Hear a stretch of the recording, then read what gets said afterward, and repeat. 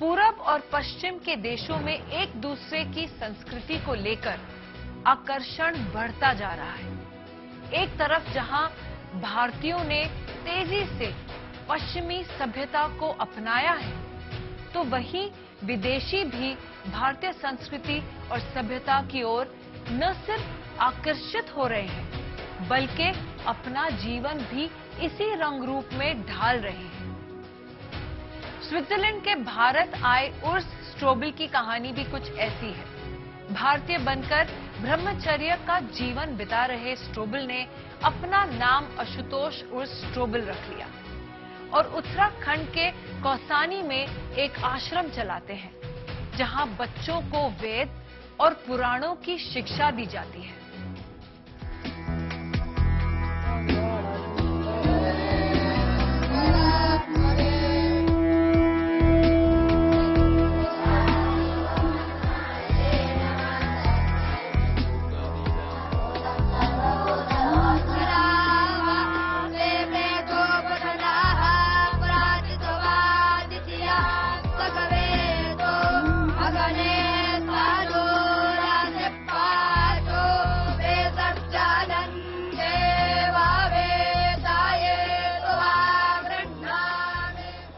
पूरब की लाली पश्चिम पर कुछ ऐसी छाई कि स्विट्जरलैंड से भारत आए उर्स स्ट्रोबल बन गए आशुतोष और आजीवन व्रत रख लिया ब्रह्मचार्य का।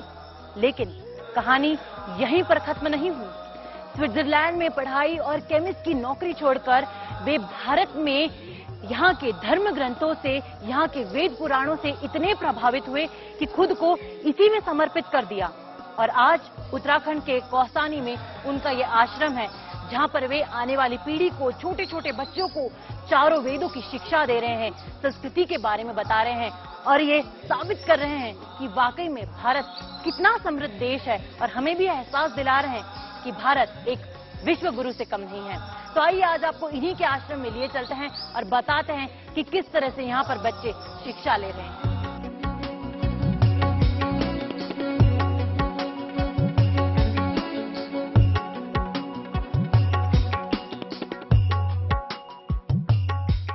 गुरु ब्रह्मा गुरु विष्णु गुरुदेवो महेश्वरः गुरु साक्षात् परम ब्रह्म तस्मै श्री गुरुवे नमः। मेरा नाम आशुतोष है, आशुतोष उर्स। मैं स्विट्जरलैंड में पैदा हुए थे, लेकिन अभी मैं इधर कौसानी में आया है और हम एक वैदिक विद्यापीठ चला रहे। 2006 से हम इस जगह में हैं। इधर कौसानी में हम ये प्लेस बनाए हैं अन्नमय आश्रम के नाम से। अन्नमय हम इसलिए रखे हैं क्योंकि अन्नमय एक नाम है कि बोलते स्वास्थ्य जीवन मुक्त की तरफ, ये इसकी अर्थ है, इसलिए हम ये नाम रखे हैं। तो ये हमारा नाम है। लेकिन ऐसे तो हम सब, मैं खुद महर्षि मशोकी के साथ रहते थे। मेरा पूरा लाइफ और पूरा इंस्पिरेशन और पूरा आशीर्वाद की ये चीज हुआ है, ये सब महर्षि जी का है।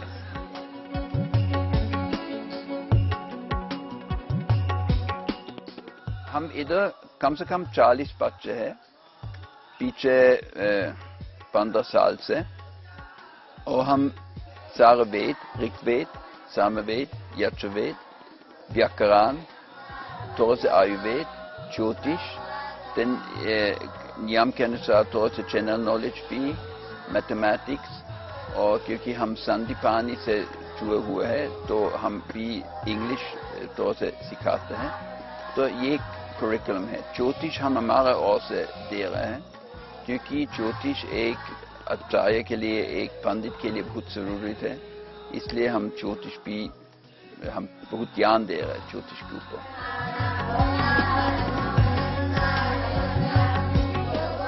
हम शुरू किए था, पहले हम आखतुल्ला में शुरू किए था। हम सब लोग एक ही रूम में रहते था, बच्चे, मैं, जो भी आचार्य, हम सब एक ही जगह, एक ही रूम में। और एक छोटा सा रूम था कि हमारा किचन था, हमारा बाथरूम बाहर था, एक पाइप बस एक टॉयलेट। तो इस तरह से हम शुरू किए था। और देन हम एक दूसरा हॉल भी किराए से ले लिया है, सो पूरा चीज 2000 रुपये किराए से हम सब मैनेज किया था। और देन कोई आदमी बताइए ये जगह इधर अवेलेबल है, और मैं एक चीज महर्षि से सीखा, ये हिमालय दर्शन होना चाहिए। और खोसानी सब लोग जानते इतना सुंदर है, सो इधर हम दिन प्राप्त किए ये जगह। और पहले भी इधर हम टेंट में रहते थे, और रात में आप पेशाब लगा था, बाहर गए तो एक लेपर्ड तेंदुआ सामने बैठा था, तो तेने फिर अंदर गए इंतजार किया, जब अभी लेपर्ड है या चला गया। तो इस तरह से शुरुआत में था। और ठंड भी था, ठंडी समय में गर्म पानी हम लकड़ी के ऊपर ऐसे बनाया था। लेकिन दिन हम जल्दी से जल्दी 1 साल के बाद 3-4 बिल्डिंग तैयार हो गया। पहले हम ये 2 स्टील बिल्डिंग, ये अभी भी है, पहले ये बनाया था, गौशाला बनाया था। और देन हम ये बिल्डिंग बनाया था, उधर देख सकते हैं, ये हमारा पहले बिल्डिंग था जिसमें अपनी बाथरूम था।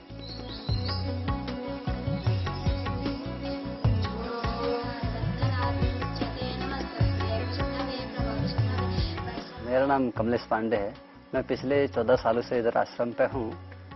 शुरुआत में मैंने करीब 5 साल यहाँ पर अपना अध्ययन किया, तो उसके बाद में यहाँ पर अध्यापन का कार्य कर रहा हूँ। और पहली बार जो है स्वामी जी से मेरी मुलाकात हमारे गांव में ही हुई थी। तो स्वामी जी वहाँ आए थे, तब मैं 10वीं में पढ़ता था।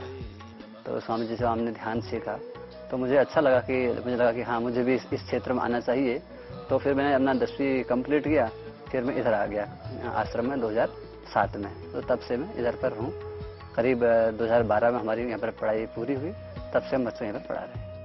मैं बासल स्विट्जरलैंड में पैदा हुआ था, और मैं केमिस्ट्री पढ़ता था, और इससे भी काम करता था। मैं टोटल 4 साल में केमिस्ट्री में था, कंपनी नोवाट्रिस, उस समय में सीबगाई की, आजकल नोवाट्रिस के नाम से है। मैं पहले German speaking and French speaking part Switzerland में काम करता था। और मैं हमेशा ध्यान और मेडिटेशन, योगा में सब चीज से शौक था, इंटरेस्ट था बचपन से।